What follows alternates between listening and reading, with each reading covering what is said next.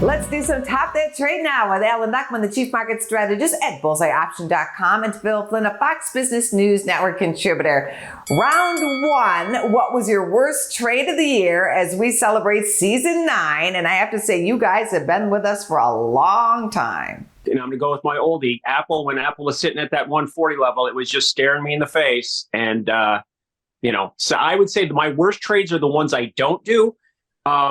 Because I like to, think that every trade has a certain high probability, and you use good judgment and risk control on each and every trade. But if I had to pick one stock I'm most disappointed with, it's Synovus, CVE. I've recommended it on this show.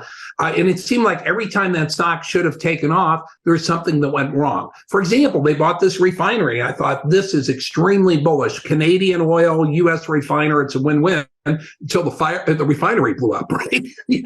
So, and then of course, it's like, well, they'll fix the refinery. Then we have the Canadian wildfires. They had to shut down production. Phil, listen, I'm not an expert in energy, but if your refinery blows up, that's a bad sign. Round number 2, what's your best trade? And I think my best trades were probably in Weight Watchers. I had no reason, none, to think that Weight Watchers was going to go way up.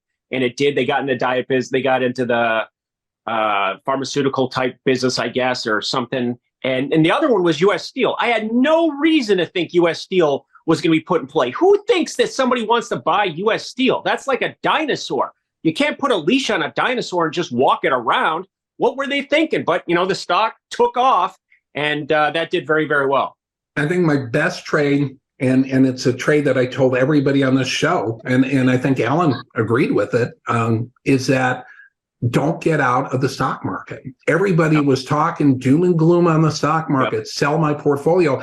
And I can't tell you how many people have called. Some people that watch this show say, Phil, I panicked. I sold everything, and now I'm missing out. And so one of the things you have to remember, sometimes when the turmoil looks the worst, you got to stay the course, and that doesn't mean you take undue risk, but don't throw the baby out with the bathwater. If you're a long-term investor, don't try to time the market. Just put it into a fund. Turn off your computer. Don't look at it for a few months. You'll be a lot better off, and you'll be a lot more mentally stable, because look what's happened to Ellen and me. I mean, come on. Round number 3, next trade. Energy is going to be the place to be. Look at the refiners. Refiners are making record profits, and they're not building too many more of them, right? So they're trying to get more blood out of that turnip. That's why I think the refinery sector is going to be your best trade in the second half of the year.